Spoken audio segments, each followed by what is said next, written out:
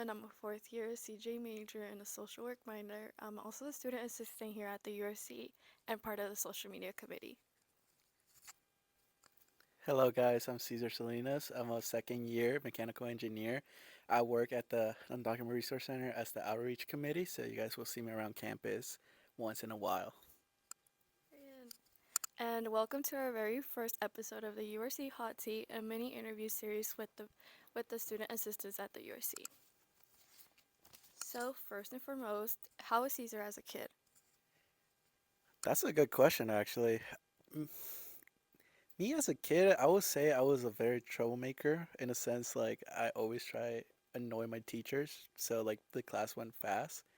But at the same time, I was a very studious kid and I was a very, active and play a lot of sports as a kid.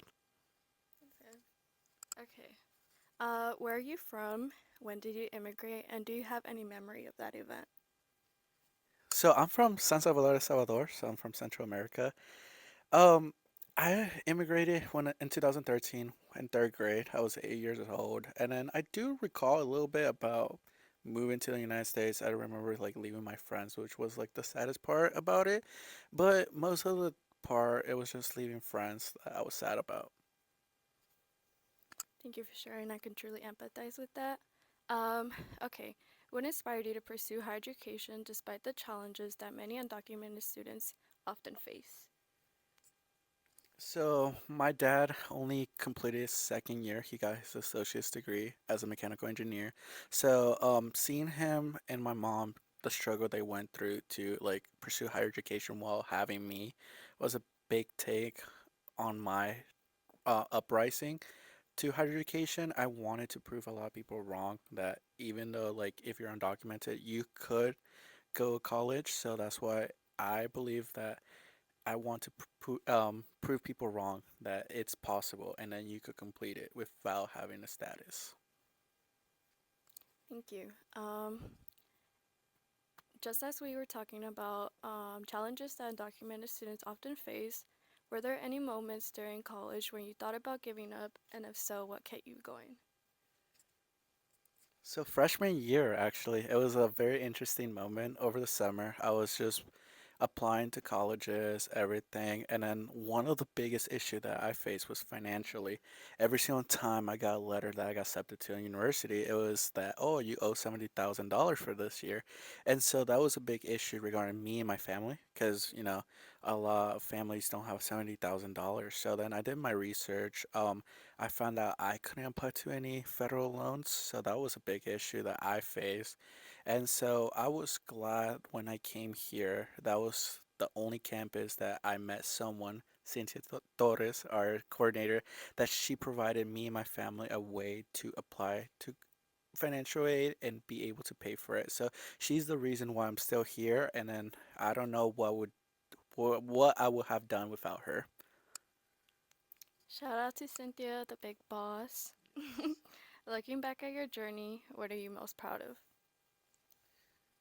I'm most proud of how far I've gotten. I would be honest, there's many times in my life that I could have gone off the rails and could have been somewhere else, but because of my parents and people in my life have made me stay on the rails and pursue something that I could achieve. So I would say college has been one of them because my parents did go college, but they didn't finish. So I want to be the first one to finish it in my family.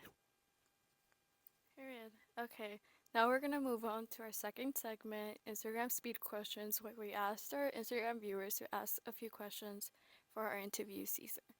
Okay, so what's your favorite thing to do at the URC? So if you guys ever see me at the URC, you will either see me eating or sleeping. So I would say both of those are my favorite part. And then, Cynthia, if you hear this, I do not steal that many snacks. In what ways do you think your experience as an undocumented student has made you stronger? It has made me stronger because I've been become a student that's independent and has been resourceful. Because many of the times we hear the word no, and many times when students hear the word no, we give up. But for me, it has taught me to be independent and to find other ways to push forward about my status. Yeah, I can again empathize with that. Saying that I go by is rejection is redirection. So that's something that you can keep in mind, but I'm glad that you're still here. What do you like most about SDSU and SD? So I'm from LA. I would say LA is one of the best cities, but I will admit San Diego has the best beaches for surfing. I love surfing. It has a good community.